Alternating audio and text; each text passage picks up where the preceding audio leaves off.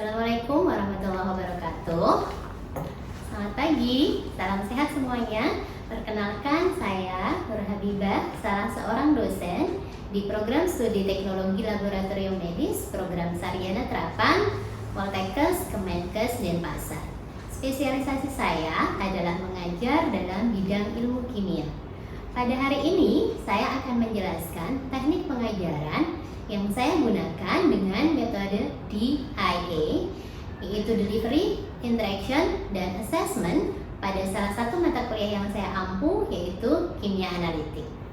Kimia Analitik merupakan mata kuliah wajib bagi mahasiswa semester 2 program studi Teknologi Laboratorium Medis program Sarjana Terapan.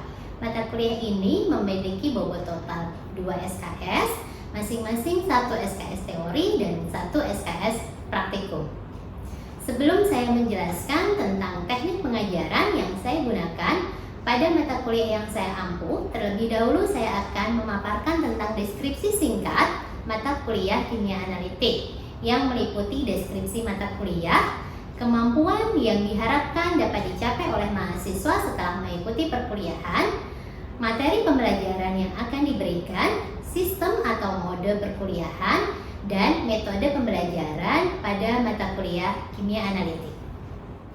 Mata kuliah Kimia Analitik merupakan mata kuliah yang membahas tentang prinsip-prinsip identifikasi, separasi atau pemisahan, dan kuantifikasi senyawa kimia melalui berbagai metode baik secara konvensional maupun instrumental dengan tujuan analisis kualitatif maupun kuantitatif. Pada Prodi Teknologi Laboratorium Medis Poltekkes Kemenkes Denpasar, mata kuliah Kimia Analitik dikaitkan dengan kompetensi lulusan dalam melakukan analisis kualitatif dan kuantitatif di laboratorium medis, mulai dari tahapan pra-analitik, analitik, hingga pasca-analitik. Setelah menempuh mata kuliah ini, mahasiswa diharapkan memiliki beberapa kemampuan, antara lain mampu menjelaskan dan menerapkan prinsip-prinsip dasar analisis kualitatif, kemudian mampu menerapkan dan menjelaskan prinsip-prinsip dasar analisis kuantitatif non-instrumental, terutama melalui metode titrasi dan metode gravimetri. Kemudian yang selanjutnya adalah mampu menginterpretasi hasil analisis kualitatif, dan yang terakhir adalah mampu menghitung, menganalisis, dan menyimpulkan data-data yang diperoleh dari hasil analisis kuantitatif secara konvensional. Untuk dapat mencapai kemampuan yang diharapkan tersebut, mahasiswa akan diberikan 14 topik materi yang akan diberikan selama 1 semester. Topik-topik materi tersebut antara lain adalah pengantar kimia analitik, kemudian dasar-dasar kimia analitik kualitatif, kemudian sistematika analitik kualitatif kation, kemudian analisis kualitatif anion, dasar-dasar kimia analitik kuantitatif, analisis non-instrumental, kemudian analisis gravimetri, kemudian titrasi argentometri, titrasi kompleksometri, titrasi permanganometri, titrasi iodometri, titrasi iodimetri, dan yang terakhir adalah titrasi potensiometri. Perkuliahan kimia analitik ini akan dilakukan dengan sistem kuliah, responsi, dan praktikum di laboratorium dengan menggunakan beberapa pendekatan metode, antara lain adalah case-based learning dan small group discussion, serta beberapa metode pembelajaran yang lain. Setelah kita mengetahui tentang deskripsi mata kuliah kimia analitik yang saya ampu, selanjutnya saya akan menjelaskan tentang teknik pengajaran yang saya gunakan dalam mata kuliah kimia analitik ini dengan metode DIA, yaitu Delivery, Interaction, dan Assessment. Delivery adalah bagaimana saya sebagai dosen memberikan atau menyampaikan materi perkuliahan kepada mahasiswa. Hal pertama yang saya berikan kepada mahasiswa adalah materi yang akan dipelajari selama 1 semester. Di awal saya akan memberikan beberapa referensi yang saya gunakan pada mata kuliah ini, antara lain adalah Vogel, buku teks analisis kualitatif anorganik, kemudian ada konsep dasar kimia analitik karangan Kokar, kemudian ada analisis kimia kuantitatif karangan Day dan Underwood, dan untuk praktikum saya menggunakan petunjuk praktikum yang saya susun bersama dengan tim dosen mata kuliah kimia analitik. Selain referensi-referensi yang saya sebutkan tadi, saya juga memberikan kebebasan kepada mahasiswa untuk mencari literatur-literatur lain yang diperlukan seperti textbook atau bahkan jurnal penelitian yang terkait dan relevan dengan topik materi yang sedang dibahas.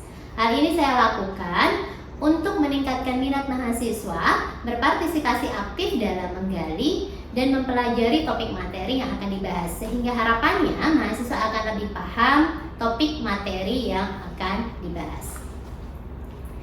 Selanjutnya, selama proses perkuliahan, saya akan memberikan beberapa contoh soal atau kasus kepada mahasiswa. Hal ini saya lakukan untuk menumbuhkan critical thinking dan creative thinking mahasiswa. Dan untuk proses penyelesaian tugas atau soalnya, saya akan memberikan kesempatan kepada mahasiswa baik secara individu maupun kelompok. Untuk penugasan secara kelompok di dalam kelas, saya akan membagi beberapa mahasiswa menjadi kelompok-kelompok kecil secara acak. Dan kemudian setelah mahasiswa selesai melakukan diskusi dan penyelesaian tugas atau contoh soal yang saya berikan, saya akan memberikan kesempatan kepada mahasiswa untuk mempresentasikan hasil diskusinya. Saya akan memilih kelompok mahasiswa secara acak sehingga semua kelompok mahasiswa memiliki peluang yang sama untuk menyampaikan hasil diskusinya. Untuk menjamin mahasiswa mendokumentasikan hasil diskusi dengan baik, saya akan menugaskan mahasiswa untuk mencatat hasil diskusinya dan kemudian menguploadnya kembali pada platform LMS yang saya gunakan pada mata kuliah kimia analitik ini melalui MS Teams. Dengan metode delivery yang saya gunakan, diharapkan mahasiswa memiliki pemahaman yang lebih baik tentang topik materi yang sedang dibahas. Teknik selanjutnya yang saya gunakan adalah interaction, yaitu bagaimana saya sebagai dosen berinteraksi dengan mahasiswa selama proses perkuliahan berlangsung. Interaksi yang saya bangun dengan mahasiswa saya lakukan baik di dalam kelas perkuliahan maupun di luar kelas perkuliahan. Di dalam kelas perkuliahan, saya memberikan kesempatan kepada mahasiswa untuk berpartisipasi aktif dengan cara bertanya tentang topik bahasan atau hal yang belum mereka pahami, atau saya memberikan beberapa pertanyaan kepada mahasiswa sehingga mereka memiliki kesempatan untuk mengemukakan pendapatnya terkait soal, kasus, atau isu yang saya berikan yang relevan dengan topik yang sedang dibahas. Selain itu, di luar kelas, saya memberikan kesempatan kepada mahasiswa untuk bertanya melalui platform LMS yang saya gunakan pada kelas kuliah kimia analitik melalui MS Teams. Mahasiswa saya berikan kesempatan untuk memberikan pertanyaan dengan cara menuliskan pertanyaannya pada kolom komentar pada topik materi pada kelas kuliah kimia analitik. Kemudian, jawaban atas pertanyaan yang diberikan oleh mahasiswa akan saya berikan secara tertulis atau akan saya berikan penjelasan pada pertemuan berikutnya. Teknik terakhir yang saya gunakan adalah assessment, yaitu bagaimana saya memberikan penilaian kepada mahasiswa. Pada setiap pertemuan pertama perkuliahan, termasuk pada perkuliahan kimia analitik, saya akan memberikan kontrak perkuliahan yang kemudian akan disepakati bersama oleh dosen dan mahasiswa. Di dalam kontrak perkuliahan tersebut memuat beberapa hal penting, antara lain kriteria dan standar penilaian yang akan saya gunakan, serta tugas-tugas yang akan saya berikan kepada mahasiswa selama 1 semester. Melalui kontrak ini diharapkan mahasiswa mengetahui proses dari awal, tugas apa yang harus disusun dan bagaimana standar penilaian sehingga mahasiswa mampu mengikuti perkuliahan dengan lancar dan mempersiapkan strategi untuk dapat mengerjakan tugas dengan maksimal sehingga nanti mendapatkan penilaian yang memuaskan. Teknik penilaian ini akan saya berikan melalui proses observasi, tes tulis, serta unjuk kerja di laboratorium. Saya akan memberikan bobot penilaian proses sebesar 60% yang meliputi penilaian sikap, partisipasi, aktivitas dalam proses pembelajaran, dan penyelesaian tugas-tugas serta kuis baik di dalam kuliah teori maupun praktikum. Penilaian 40% saya berikan untuk penilaian hasil yang meliputi UTS dan UAS.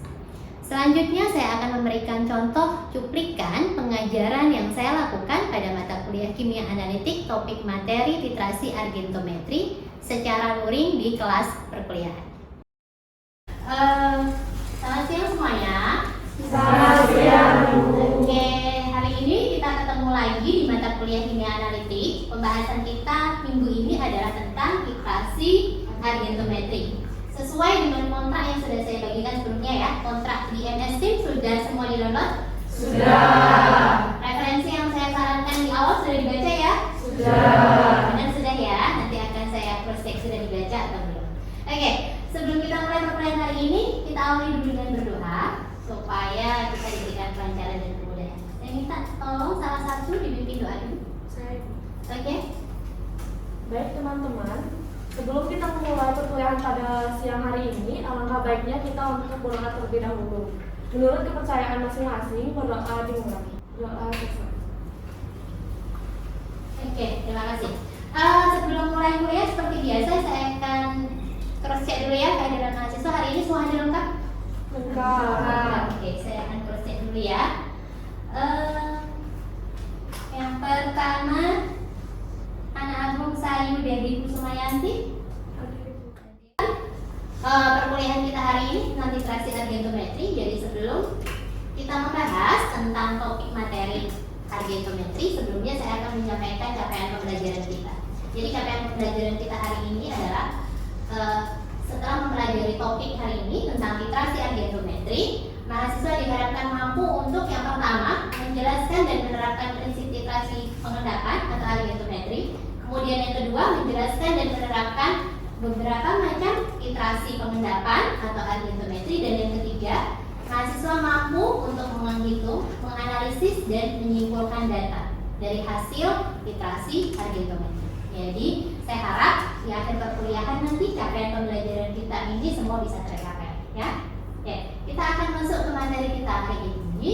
Jadi ada beberapa subtopik yang kita akan bahas hari ini dari topik titrasi argentometri. Jadi kita perlu review dulu hal-hal lain yang terkait dengan titrasi argentometri. Yang pertama kita akan bahas dulu tentang pelarutan.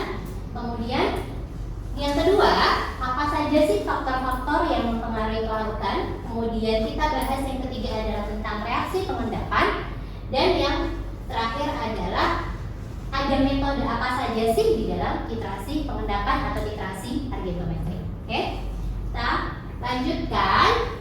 Nah, ini saya mau cross check. Tadi saya tanya referensinya sudah dibaca. Referensi yang saya sarankan di MS Team yang saya sudah tuliskan di kontrak sudah dibaca? Sudah. Oke, sudah. Kalau sudah harusnya bisa menjawab pertanyaan ini. Jadi titrasi pengendapan itu apa? Siapa yang bisa jawab? Oke. Baik, sebelumnya terima kasih atas kesempatannya. Perkenalkan nama saya Dewi Maranita. Menurut saya, titrasi pengendapan itu adalah suatu reaksi pembentukan endapan di dalam larutan selama reaksi kimia terjadi. Pembentukan endapan di dalam Larutan selama reaksi kimia yang terjadi antara, kalau titrasi berarti reaksi kimianya terjadi antara titran dengan sampelnya ya. Jadi benar, jawabannya sangat bagusnya. Jadi titrasi pengendapan itu apa? Jadi titrasi pengendapan itu suatu proses titrasi yang nanti di akhir ada produk atau spesies yang berupa endapan ya. Kemudian kita sebelum masuk ke titrasi pengendapan kita perlu tahu dulu pelarutan. Jadi yang pertama, pelarutan itu apa? Ya, pelarutan itu merupakan konsentrasi larutan jenuh dalam pelarut pada suhu tertentu. Kenapa ada highlight suhu tertentu? Karena ketika suhunya berbeda bisa jadi pelarutan suatu spesies atau senyawa itu berbeda. Ya. Kemudian pelarutan ini akan dinyatakan dalam satuan molaritas umumnya, molaritas atau persen. Nah, pelarutan ini menunjukkan konsentrasi maksimum larutan. Terus selain larutan, kita sering mendengar larutan jenuh ya. Larutan jenuh, ya kan? Di lab misalnya ditambahkan hingga larutannya jenuh, ditambahkan solutnya atau ditambahkan zat terlarutnya hingga larutannya jenuh. Kemudian larutan jenuh itu apa? Larutan jenuh itu terjadi bila suatu pelarut pada suhu tertentu melarutkan semua zat terlarut sampai pada batas maksimum kemampuan melarutkannya. Jadi ketika ketika ditambahkan solut lagi, ketika ditambahkan zat larut lagi, kemampuan larutannya sudah hilang, sudah nggak bisa larut lagi. Jadi kemampuan maksimal. Oke. Kemudian subtopik yang saya ini apa? Apa saja sih faktor-faktor yang mempengaruhi kelarutan? Tadi sudah disebutkan pada suhu tertentu. Apa yang pertama, suhu atau temperatur ini akan mempengaruhi. Nah, yang ketiga yang perlu kita review sebelum kita masuk ke topik materi literasi pengendapan adalah tentang reaksi pengendapan. Jadi reaksi pengendapan itu reaksi pembentukan endapan dalam larutan selama proses reaksi kimia. Ya, yang tadi sudah dijawab juga oleh salah satu mahasiswa. Jadi kalau konsepnya adalah titrasi pengendapan, maka pembentukan endapan ini terjadi pada proses titrasi. Berarti ada interaksi antara titran dan nitratnya. Ya. Kemudian endapan itu apa? Endapan itu ini loh. Ya. Jadi kalau ada zat padat yang kemudian dia itu memisah, ya tidak larut ini, dan kemudian biasanya dia akan mengumpul pada bagian dasar, itu namanya endapan. Nah, endapan ini terbentuk jika konsentrasi senyawanya melebihi kelarutannya. Yang tadi ya, kelarutan kita sudah bahas sebelumnya. Kemudian proses pengendapan ini terjadi bergantung pada kelarutan suatu zat yang terlarut. Jadi berbeda-beda tergantung pada kelarutan dari zat terlarut. Kemudian apa saja tadi yang mempengaruhi ya? Ada beberapa faktor tadi yang mempengaruhi terjadinya kelarutan. Nah, ini erat kaitannya dengan faktor-faktor juga yang mempengaruhi reaksi pengendapan. Yang pertama, temperatur. Umumnya, ketika temperaturnya naik, maka kelarutannya naik. Jadi yang temperatur atau suhu, ya. Kemudian yang kedua, pH. Nah, kelarutan dari garam-garam yang mengandung anion dari asam lemah itu biasanya akan dipengaruhi oleh pH larutan. Kemudian yang selanjutnya ada sifat larutan, ya. Nah, garam-garam anorganik yang kita larutkan itu akan lebih mudah larut di dalam aqueous dibandingkan di dalam larut organik yang lain, ya. Jadi akan lebih mudah larut dalam aqueous dibandingkan dengan kalau kita melarutkannya menggunakan larut organik. Jadi itu ada beberapa faktor yang mempengaruhi reaksi pengendapan. Jadi ini adalah contoh dari reaksi pengendapan. Ya, di sini ada contoh ketika PbNO3 2 kali direaksikan dengan Ki, maka dia akan menghasilkan endapan PbI2. Ya, kemudian ada contoh yang lain ketika AgNO3 kita reaksikan dengan Na2CO4, maka akan menghasilkan endapan Ag2CO4. Kemudian kemarin kita sudah membahas tentang metode kuantitatif dengan metode gravimetri, ya, analisis kuantitatif dengan metode gravimetri. Hari ini kita bahas tentang metode kuantitatif dengan analisis secara gravimetri, secara gravimetri. Nah, yang mau saya tanyakan, yang tadi sudah saya tanyakan di awal, apa itu titrasi pengendapan? Yang saya tanyakan sekarang, kenapa titrasi argentometri disebut sebagai titrasi pengendapan? Ada yang bisa? Oke? Baik, sebelumnya perkenalkan nama saya Filipo Sendiri Keturunan. Jadi jawabannya, karena pada titrasi argentometri, di mana digunakan larutan standar perak nitrat, akan dihasilkan spesies endapan sukat larut. Oke, bagus. Terima kasih Hendrik, jawabannya tepat ya. Jadi kenapa sih kemudian titrasi argentometri itu disebut sebagai titrasi pengendapan? Karena titrasi argentometri menggunakan larutan standarnya apa tadi? Perak nitrat, dan hasilnya adalah spesies endapan yang sukar larut. Kemudian pertanyaan selanjutnya, bedanya apa kemudian dengan metode gravimetri? Ada yang bisa? Oke? Baik, terima kasih atas kesempatan yang diberikan. Perkenalkan, nama saya Gustiayu Muhammasari. Jadi perbedaan titrasi argentometri dengan gravimetri. Yang pertama itu titrasi argentometri itu adalah perhitungan berdasarkan berat larutan standar. Sedangkan titrasi gravimetri itu adalah berat endapannya dijadikan dasar perhitungan. Sekian jawaban saya. Terima kasih. Oke, jawabannya bagus. Intan ya? Intan, saya koreksi sedikit. Kalau gravimetri tadi apa? Masa endapan yang terbentuk. Jadi dasar perhitungan kadarnya dari masa endapan yang terbentuk. Kalau metode apa tadi Intan? Gravimetri. Ya, kalau argentometri dasarnya apa?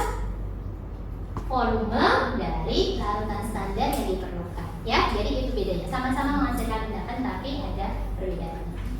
Oke, kemudian kita masuk ke metode titrasi pengendapan. Metode titrasi pengendapan atau titrasi argentometri terjadinya pengendapan kuantitatif. Ya. Kemudian pengendapan itu terbentuk sebagai hasil reaksi antara larutan standar yang konsentrasinya sudah diketahui secara pasti dengan analit di dalam sampel yang kemudian dititrasi. Kemudian titik akhir titrasinya endapan. Karena namanya titrasi pengendapan, maka titik akhir titrasinya adalah terbentuk endapan pada semua bagian titran. Oke? Kemudian titrasi pengendapan itu umum disebut dengan titrasi argentometrik. Tadi sudah saya tanyakan ya. Jadi umum disebut sebagai titrasi argentometri. Biasanya digunakan untuk menentukan kadar halogenida. Yang paling umum adalah klor, brom dan iodida, dan senyawa lain juga bisa beberapa ya. Kemudian membentuk endapan dengan larutan parameter. Ya. Ada beberapa metode dalam titrasi pengendapan atau titrasi argentometri ini. Ada 4 metode yang umum digunakan. Yang pertama ada Kajans, yang kedua metode Moore, yang ketiga ada Volhard, yang keempat ada Linde. Ya, saya akan jelaskan satu persatu. Untuk yang metode Kajans, ini adalah salah satu metode pada titrasi argentometri yang menggunakan indikator absorpsi. Ya. Kemudian titik akhir titrasinya apa? Oke. Kemudian metode yang kedua ada metode Moore. Metode ini adalah salah satu metode argentometri yang paling umum digunakan, yang paling banyak digunakan. Ya. Digunakan untuk menentukan spesies ion Cl dan Br secara langsung pada pH relatif netral. Ada beberapa referensi yang menyebutkan 6,5 hingga 8, ada beberapa yang menyebutkan 6 sampai 10. Tapi secara umum dilakukan pada range pH netral. Ya. Larutan standar yang digunakan adalah perak nitrat, indikatornya dengan menggunakan kalium kromat. Ya. Kemudian titik akhir titrasinya apa? Endapan merah bata. Oke. Di sini ada cara perhitungannya. Cara perhitungan untuk menghitung kadar klor. Di sini saya berikan contoh. Cara perhitungan untuk menghitung kadar klor adalah dengan mengurangkan ini B ini adalah hasil titrasi blanko, A ini adalah titrasi sampel, dikalikan dengan normalitas dari larutan standar AgNO3 yang digunakan, dikalikan DE-nya Cl yaitu 3,5, dibagi dengan volume sampel dalam liter. Maka ketemu nanti kadar Cl ini dalam satuan miligram per liter. Ya. Oke. Saya akan berikan contoh perhitungan. Saya berikan waktu 5 menit. Silakan dicoba dengan rumus yang tadi sudah diberikan. Nanti saya akan minta salah satu dari mahasiswa untuk maju ke depan menuliskan hasil perhitungannya. Ya. Silakan dihitung. Saya berikan waktu 5 menit. Oke, 5 menit sudah lewat. Perhitungannya sudah selesai. Oke, silakan. Ada yang maju? Oke. Silakan dituliskan ke depan.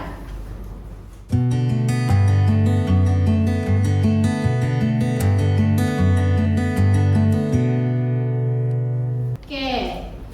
Hasil akhirnya adalah 177,5 mg per liter. Oke, terima kasih. Boleh kembali ke belakang. Yang selanjutnya adalah metode Volhard. Ya, berbeda dengan yang tadi metode Moore. Kalau yang metode Volhard itu didasarkan pada pengendapan perak dalam larutan asam. Kalau tadi Moore suasananya netral, ya. Kalau Volhard suasananya asam dengan penambahan asam nitrat, ya. Kemudian kalau yang tadi umumnya hanya digunakan untuk Cl dan Br, ini bisa untuk I juga, ya. Titrasinya kalau yang Moore itu titrasi langsung, kalau yang Volhard titrasinya titrasi diatom. Larutan standarnya ada 2 jenis, ada amonium tiocyanat atau dan perak nitrat. Kemudian indikatornya adalah Ag3. Ya. Terlihat dari belakang tidak? Titik akhir titrasinya apa? Ray apa? Ray apa? Itu perak ya, rasanya jadi perak itu kan.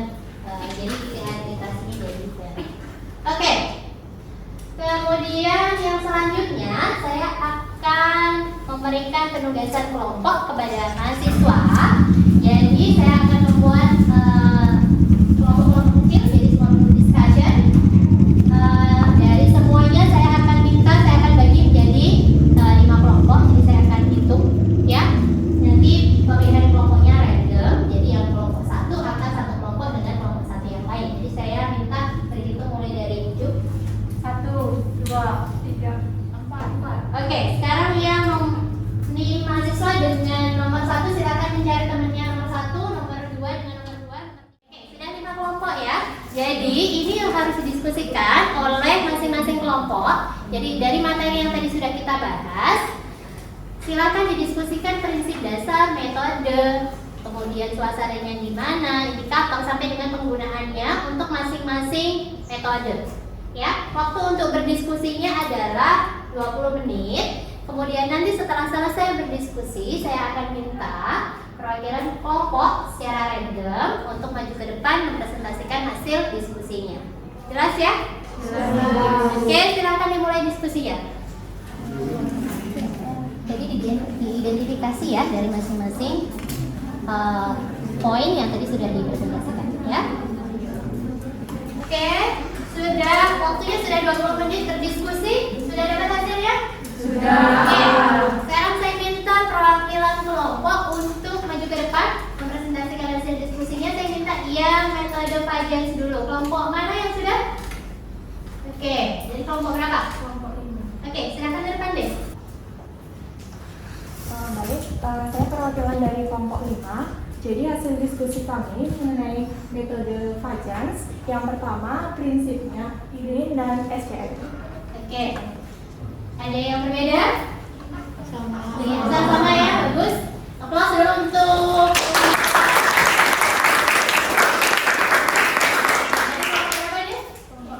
kelompok 5. Oke. Yang selanjutnya untuk metode MOR. Ya. Silakan duluan deh. Baik, saya perwakilan dari kelompok 4 akan menjelaskan hasil diskusi kami tentang metode MOR.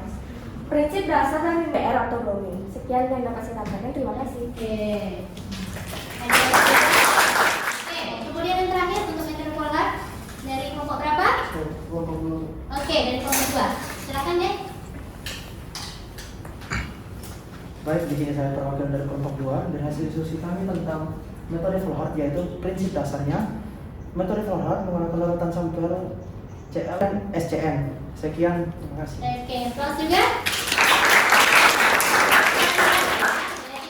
Jadi ini tadi ya sudah sesuai dengan apa yang tertera di sini? Sudah. Yang berbeda.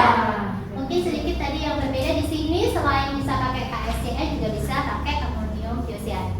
Ya, gitu. Oke, kerja yang bagus. Jadi diskusinya juga cukup baik. Oke. Seperti biasa, jadi setelah materi sudah diberikan, jadi seperti biasa, sesi terakhir apa? Kuis. Sesi terakhir adalah kuis. Oke. Jadi, untuk penilaian perkuliahan kita pertemuan hari ini, silahkan dikerjakan kuisnya. Ya, bisa akses pakai link atau kalian bisa scan barcode. Waktunya 10 menit. Silahkan mulai di-scan.